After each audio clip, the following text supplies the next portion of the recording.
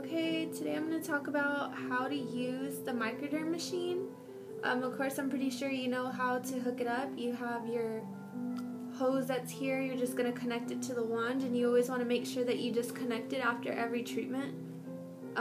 This is the top part opening here, and then you have your donut that goes on top. I know that in the machine they give you these little round things that go right here that's going to catch the dead skin cells. Personally, I don't like to use them. It's a lot easier to use 2x2s. So what I just get is I get my 2x2s and I cut them into small pieces like this. It's a better filter because sometimes you have your client who needs a lot of passes and you might have to replace the 2x2s more than one time, and it's a lot easier to get these off versus getting the little circles. So all you're going to do is just place that over the hole that's right there, and this one is used, I like to use this one for the face. I mean, again, everybody's preference is a little bit different, and it does have instructions on, you know, which one's which and which is good for what part of the body you're working on. This is pretty universal just for the face. So all you're going to do is just keep this part open here, and then you can see that's where your dead skin will catch the filter. You want to make sure that you have the appropriate suction before you start, because you can raise hickeys on your patient's face, and that's something that you don't want them to walk out with, is hickeys all over their face from the suction being too high. So you kind of want to feel it, and you kind of always want to ask them, okay, is that too high, or does that feel okay, etc. Again, with microderm, you're going to work in between your fingers. Hold the skin taut. The skin just need to be dry. You're going to do 3 passes over the skin. You're going to do horizontal in between. You're going to go up and down while this is vertical. And then you're going to work horizontally. And then you're going to do diagonal passes. And that's per each section.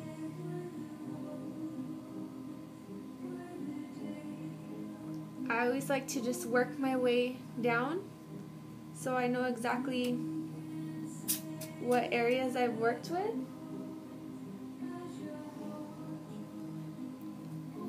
And it is okay to break contact with this.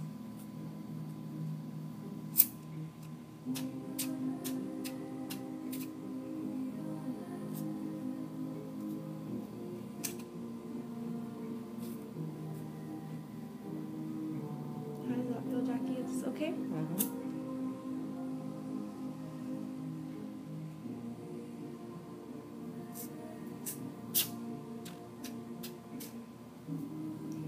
Anytime you're incorporating a microderm and a peel together, you always want to make sure that you do the microderm first. Sometimes clients' skin is more sensitive than others, and by layering a peel on after this, that way, if the peel is supposed to be a 10-minute long peel, you can say, oh, okay, well, the client can only tolerate 5 minutes of the peel, so let me just leave it on 5 minutes, but you've already got a good microderm that you've done to their face as well.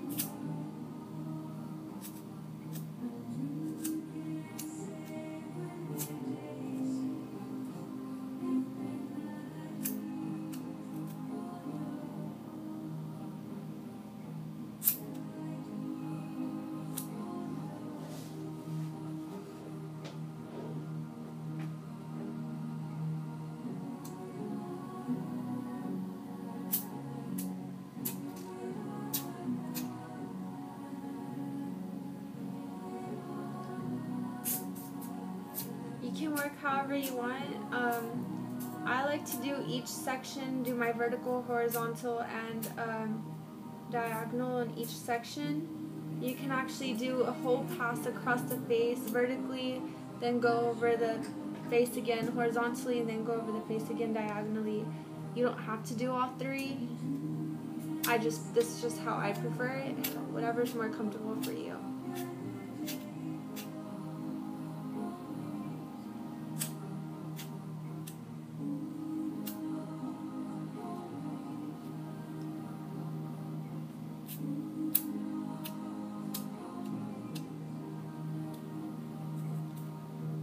Does it feel okay? Mm-hmm. It's always harder around the mouth.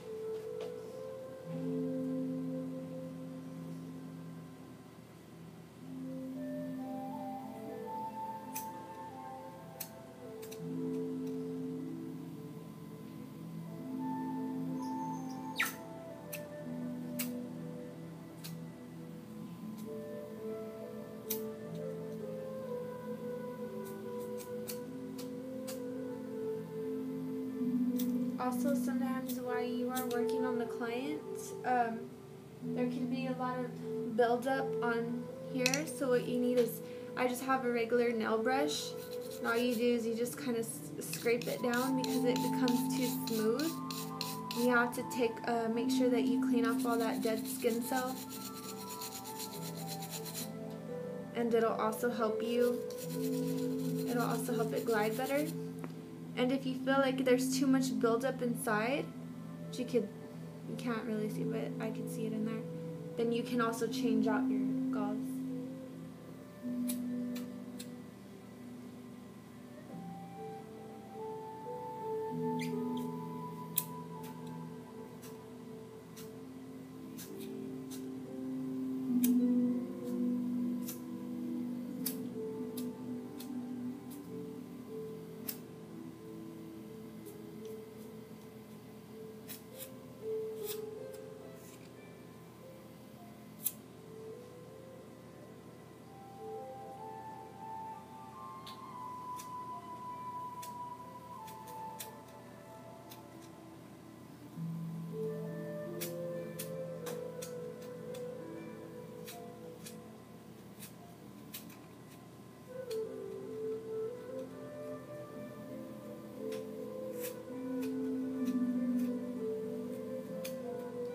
Sometimes a client might need a couple of passes on certain areas.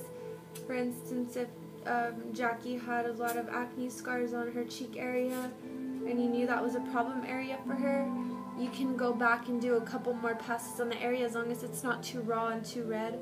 Sometimes it's too sensitive for them, but the minimum passes should be 3 passes of each, which is horizontal, vertical, and diagonal.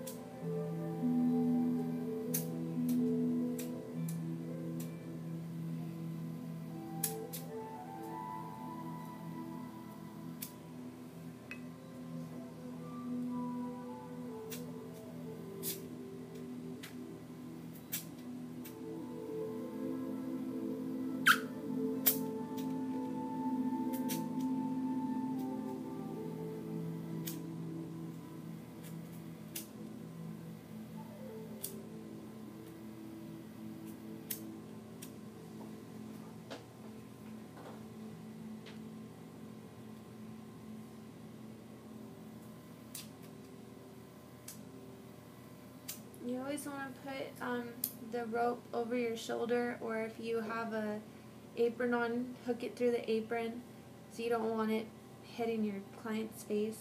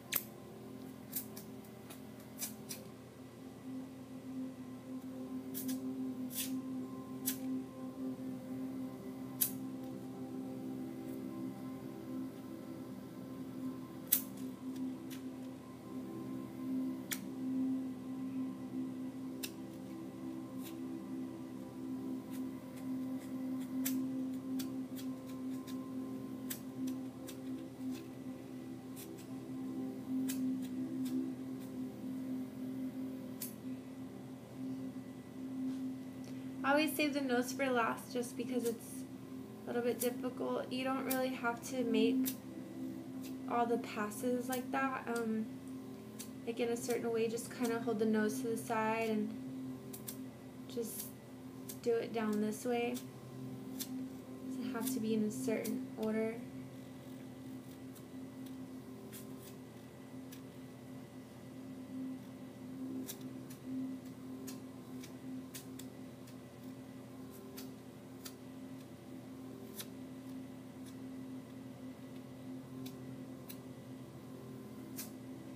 And you could always kind of tell what parts that you missed, because if you look one side of the face, it's going to look really dull, and then the other side of the face is going to look really shiny and it's going to glow. So you kind of know which parts that you need to go over. After you're done doing your passes, you want to go ahead and remove this ball. You can kind of look here, there's all the dead skin.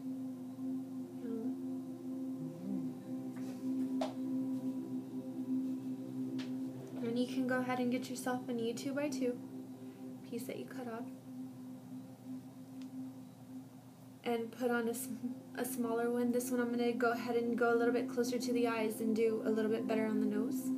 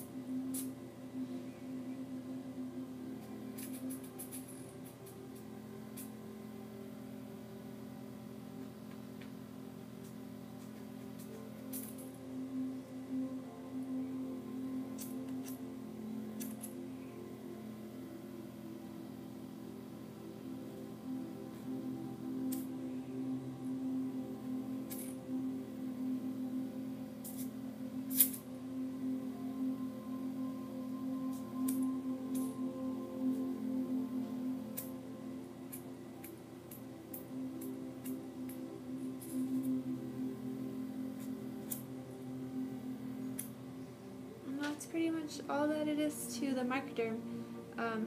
Again, if your client feels like they might have a scar in their décolleté or shoulder area, you can also microderm that. Just be aware of your time.